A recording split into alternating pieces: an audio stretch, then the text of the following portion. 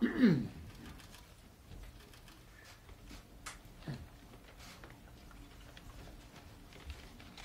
good afternoon, everyone. What we know for sure is the FBI report did not corroborate any of the allegations against Judge Kavanaugh. And the second thing we know for sure is that there's no way anything we did would satisfy the Democrats. They've always got a reason why the goalposts need to be moved farther down the field, and nothing we could do would satisfy them. They're dug in. You've seen it from the beginning. And with that, I want to turn it over to Chairman Grassley and the members of the committee, who I think have done a really outstanding job. Thank you, Mr. Leader. Before I say a few words, so I won't have to announce each person after me, is going in this order will be Hatch, Cornyn, Lee, and Tillis. So please just come to the podium and say whatever you want to say, and then we'll take questions. This is the 87th day. That's 3 weeks longer than the average of the last 3 or 4 nominees to the Supreme Court. So don't tell me we haven't spent enough time. Also, I feel very good about where this nomination is right now. Now, I don't say that from the standpoint of counting votes. I say that from the standpoint of the qualifications of this candidate and the fact that those qualifications to be a Supreme Court justice based upon his 12 years on the D.C. Circuit without anybody finding any fault with his qualifications to serve there, but that hasn't been talked about much. Everything else. This person is very well qualified. A person that believes in the principles of due process, the presumption of innocence, and readiness to serve are recognized. So Judge Kavanaugh should be confirmed on Saturday. Now, this started downhill very quickly on about July the 10th, when Schumer said that we're going to do everything we can to stop this nomination. And you can look back 87 days and you can see that everything but whether he's qualified to serve has been brought up. I've tried to commit, and I think I've carried out what I promised immediately, that we were going to have a fair and thorough process. We have had a fair and thorough process, and I think that's best demonstrated by the fact that the minute I read about who the person was in the Feinstein letter, Dr. Ford, I read about her name in the paper, and we got on it right away to provide the forum she wanted. And in turn, we provided the same forum for Kavanaugh. But what I've been dealing with since July the 10th, the downhill slope that Schumer's put us on, is really dealing with a demolition derby. And they just about destroyed a good person to be on the Supreme Court. So, hopefully we're 48 hours away from having a new person on the Supreme Court. I certainly endorse everything that the chairman of the committee has said. Look, I'm disappointed in my Democratic colleagues for what they're doing. There's no excuse for it, but they're doing it. I'm grateful to the FBI for their efforts in doing a thorough, very important investigation. Many of us have said that if Judge Kavanaugh did what he's been accused of doing by some of the Democrats and outside people, some outside people, he should be disqualified. But after investigations from both the committee and the FBI, we have found nothing, absolutely nothing to corroborate accusations against him. And we need to confirm him right away. His confirmation will be a victory for the Senate as an institution, a reminder that the politics of baseless personal destruction has no place here. I think he's one of the best nominees I've seen in my 42 years in the United States Senate. And I apologize to him for the way he's been treated. Yes, this is an important position. Yes, and Democrats have a right to feel very worried and upset about a Republican getting this seat, because they thought they had won the election. But that isn't the case. And our side has handled this, I think, with discretion, handling every problem that has come up. And frankly, I hope we can just move forward and get this done. It's the right thing to do. Judge Kavanaugh is a great judge. He'll make a great justice on the United States Supreme Court, and I intend to do everything I possibly can to make sure he gets there as quickly as we can.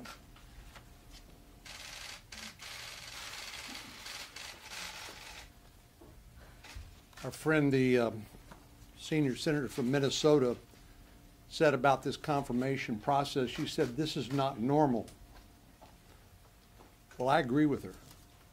Because if this is the new normal, woe be to the Senate and any nominee that would be subjected to the unacceptable character assassination that we've seen directed at this nominee in this case. If that's the new normal, I don't know who would want to serve, and frankly, I think people would be justified in losing any respect for the Senate and the way it conducts itself during the confirmation process. So more is at stake than just this nomination and the Supreme Court. The Senate itself is on trial here. A vote against Judge Kavanaugh tomorrow will be an endorsement of the mishandling of this confirmation process because of hiding relevant information that could have been examined on a bipartisan basis in a way that respected Dr. Ford's request for privacy, and gotten to the bottom of this as we have attempted to do now with 20 million people watching on television. A vote against Judge Kavanaugh tomorrow will be a vote for abusing the confirmation process and a good person, and it will be a vote for the shameful intimidation tactics that have been employed as part of an orchestrated smear campaign. I agree that the FBI investigation, now they've talked to a total of 150 different people through the 7 background investigations that Judge Kavanaugh has been through since 1993. No corroboration, no confirmation of any of these outrageous accusations that have been made against him.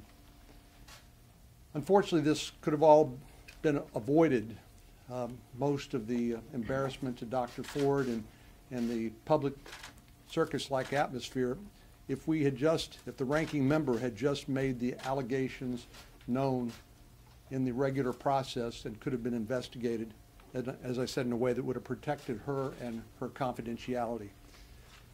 I've said before, and I'll say it again, I believe that we should, and we did, treat Dr. Ford the same way I would want my daughters or my wife or my mother treated under similar circumstances.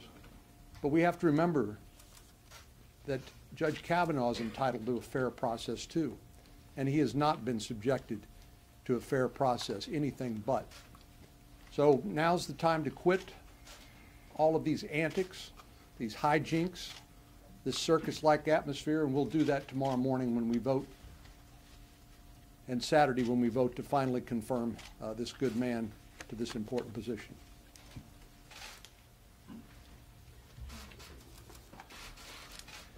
The process of reviewing the FBI reports that we received this morning has been exhaustive. It has been a collaborative process with my colleagues. It occurred in a classified environment because these are documents that we're not allowed to disclose to the public. But because we can review them in only one place, we reviewed them together, and we stopped and we talked about each point made to make sure that we understood the message from each interview and each report. Although that part of it, by operation of law, is not allowed to be public, I want to give you the assurance that we treated these documents just as we've treated each and every allegation with utmost seriousness, with a desire to do nothing more than search for the truth And just as we've spent hours upon hours hearing testimony in open hearings before the public, we've also spent hours upon hours reviewing these documents in a classified environment. Allegations of sexual misconduct are serious, of sexual assault or of a most serious nature, and always have to be treated with utmost seriousness. They have been in this case. Again, this is someone who's been through 7 background investigations in the course of the last 3 decades, with over 150 people interviewed with regard to him. This is a man of outstanding character who has lived an exemplary life. He and his family have been subjected to a lot of questioning, a lot of embarrassment, a lot of humiliation in recent weeks. That has been a difficult part of this process for him. But in the process of doing that, he's proven his character and his willingness to be candid with the public, and even sharing facts that are at times uncomfortable. I'm convinced of this man's character, of his truthfulness, of his qualifications to serve on the Supreme Court of the United States. I wholeheartedly support his confirmation and look forward to voting for him in the coming hours. Well, I agree with everything my colleagues have said. I also want to say that Dr. Ford, I firmly believe, experienced a traumatic event in her life. I just also believe that there's no evidence that we've seen through the FBI background checks, through the time that we've spent in the hearing, to substantiate that these claims are properly alleged and directed towards Judge Kavanaugh. Thousands of pages in that briefing room. Senator Lee and I were in that room together for an hour. We braked for an hour, then we were all back for 2 hours. At the desk is also some 1,500 pages that document the prior FBI background investigations. And in none of those was there any reference, and keep in mind this goes back 23, 24 years. This would have only been 6 or 7 years after he was out of college. Certainly if it was in recent memory you would have seen some whip or some suggestion, and yet there was none. The last thing I'll leave you with is it appears as though since one of the tacks that some of my colleagues on the other side of the aisle have taken here is not working, they're not really able to substantiate the allegations, now they've moved to this narrative of the way he behaved in the hearing last week was somehow putting to question his judicial temperament. In the 31 hours that he was before the Judiciary Committee, I saw Judge Kavanaugh. He was extremely patient with unfair questions being cut off, but he maintained his poise throughout those 32 hours with very few breaks. Last week, I saw Brett Kavanaugh. I wasn't judging him as a judge. I was judging him as a human being who's having his life destroyed before his very eyes, having his 13-year-old daughter heartbroken, and having his wife issued death threats. And I would defy anyone in this room, if they had gone through that same experience, if you wouldn't have had those same emotions. And yet, over the course of that testimony, nearly 2 hours, I think he composed himself and did a good job in answering the questions and defending his good name. We're ready for questions. Direct them to whoever you want to answer. Chairman Grassley, can you explain to us how you came up with your list of who should be interviewed by the FBI? I think I'll let you do that because you were at the same meeting I was at. We did not come up with a list of people who the FBI should interview. The FBI was requested to conduct an investigation into any and all credible current accusations of sexual misconduct by Judge Kavanaugh. And the FBI made the decision from there as to who to interview. So then as a follow-up to that, why not have the FBI interview people in whom Christine Blasey Ford confided in over the years? Aren't those kinds of conversations usually key to sexual assault investigations? They did, and I think I answered your question. Our request was to the White House. The White House then made the request of the FBI to conduct a supplemental investigation into current, credible accusations of sexual misconduct. They did that. Just to be clear, that we did not give them a list of people and only these people they can speak with. We went back to have them go back, and to those who issued statements, speak with them. But a part of the protocol when you do a criminal background investigation, is there anyone else I should speak to? And in fact, when they went through that, they identified some others who hadn't put forward statements before, and we saw that in the record this morning. Senator, Christine Blasey Ford's attorneys have said specifically that there should be 8 additional witnesses interviewed, and Deborah Ramirez's attorney said there could be 20. There should be an additional 20 witnesses interviewed, potentially people who could corroborate these accounts. Why not green light the FBI, tell the White House to green light the FBI to interview these additional witnesses? The FBI has gotten all the permission they need in order to interview whoever they think is necessary. There has been no one to corroborate any of the allegations made by Dr. Ford or by Ms. Ramirez, and the FBI has reported that back to us. They have followed additional leads. But the whole purpose of this is delay. This is not a search for the truth anymore. It became clear early on when this allegation by Dr. Ford was hidden from the committee and handled in such an extraordinary way against her wishes and without her consent. This is a search and destroy mission. This is not a search for the truth. We've done everything we can to treat both Judge Kavanaugh and Dr. Ford fairly and treat all allegations made seriously. That's been exhaustively studied by the FBI as well as Judiciary Committee staff. There really isn't anything else. 20 additional witnesses is not that much. Senator, the president has said that the president has said that there shouldn't be even a little doubt, given the fact that the accusers are suggesting that there are additional people who could corroborate their stories. Are you confident that you have eliminated any cloud of doubt? All of the people identified by Ms. Ramirez and Dr. Ford have testified contrary to the way Ms. Ramirez and Dr. Ford have alleged. And so the witnesses they have identified saying they were present at the event have all refuted their allegations. So I think that ought to settle it. Senator, on a slightly different note, one thing that was noticeable at the committee hearing was when Christine Blasey Ford said that it was not clear that the committee would go to California to interview her. I'm just curious, Chairman Grassley, you've already referred some charges to the DOJ regarding uncorroborated allegations. I'm wondering, will the committee take any kind of action against the attorneys for Dr. Blasey Ford? We don't prosecute. Or will you refer them to the ABA? Right now, I'd say I don't know, and I don't know there's any reason to. I think that what I'd like to do when we get all done, because this is almost rock bottom, I would like to have the future mending things so we can do things in a collegial way that the United States Senate ought to do, and particularly when it comes to Supreme Court nominations. And you folks can have something to do with this. Now, I would never use the word fake news. I consider you folks policemen for our democratic system of government. But I want to show you where some of you have bias. I've had demonstrators in my office for 2 weeks now, both for Kavanaugh and against Kavanaugh. And one time, the people that were for Kavanaugh wanted to be interviewed. And they said, we're only interested in interviewing people against Kavanaugh. Now, that's a bias that none of you should be proud of.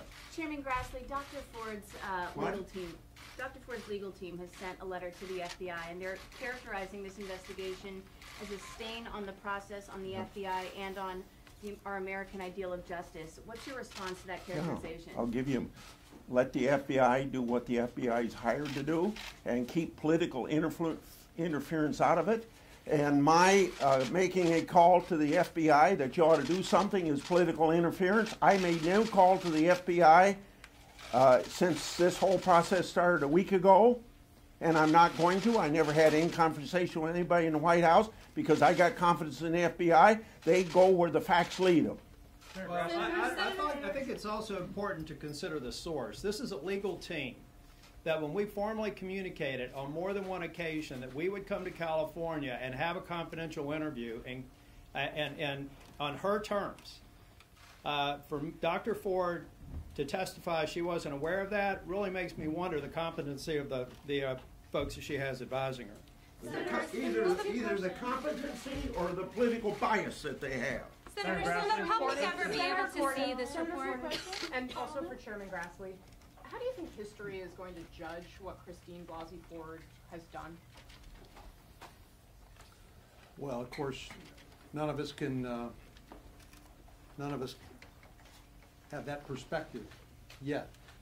But I hope what history documents is that what I said earlier, that once we learned of her identity, once her name was leaked, contrary to her wishes and without her consent to the public, and she was forced to tell her story not in a safe, confidential setting, but in a circus-like atmosphere. I hope we did the best we could under those awful set of circumstances to treat her with respect and dignity and listen to her. But that doesn't mean that we forget our basic concepts of fair play and constitutional due process. That's why we've tried to interview every witness that has any alleged knowledge of relevant facts, and because we believe we're a country that believes in the presumption of innocence and due process of law. And what we know now is there is no corroboration. No one confirms the allegations of Dr. Ford, even people she identified as being present at the scene. So I believe we've done the best we could under these circumstances, given the incredible mishandling of Dr. Ford's allegation by the ranking member on this Judiciary Committee, to try to treat everybody fairly. But it's time now to vote, and that's what we're going to do starting tomorrow morning. Hold on, anybody on the back row? Senators, will the public ever be able to see this? I want to say something before you ask your question.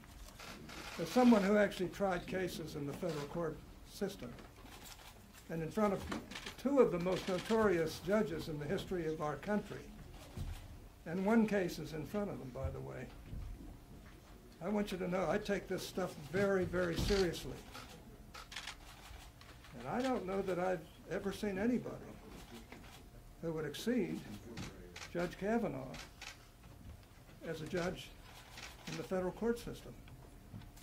I personally resent the calumny that's been heaped upon him.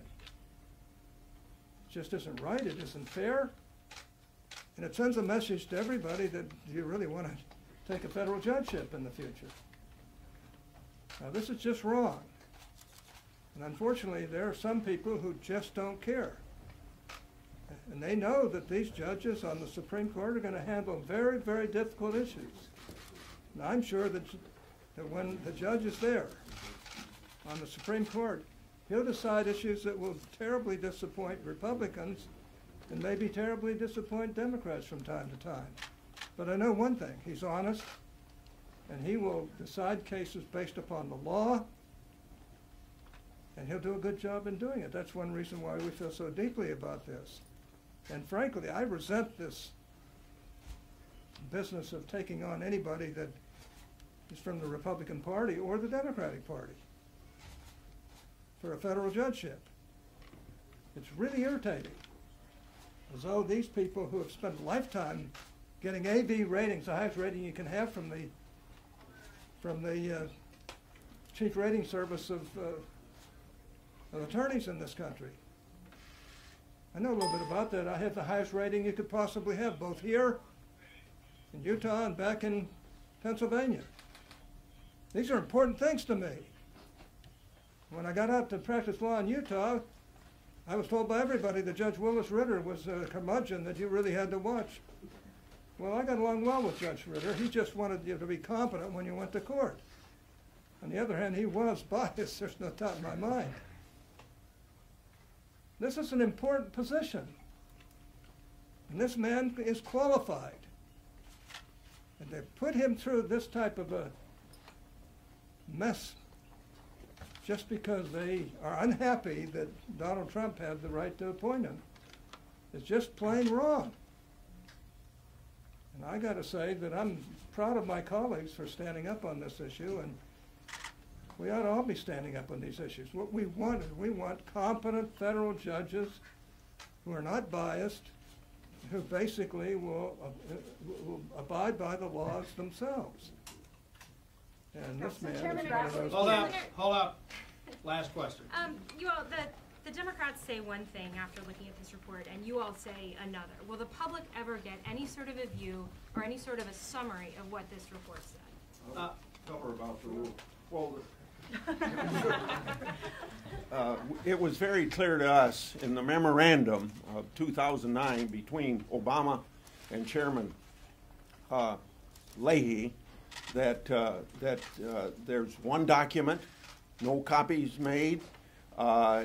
and not released to the public. So we can't do that. Now, there's some suggestion the White House can do it, but you're going to have to go to the White House to get that answer to your question. Thank you.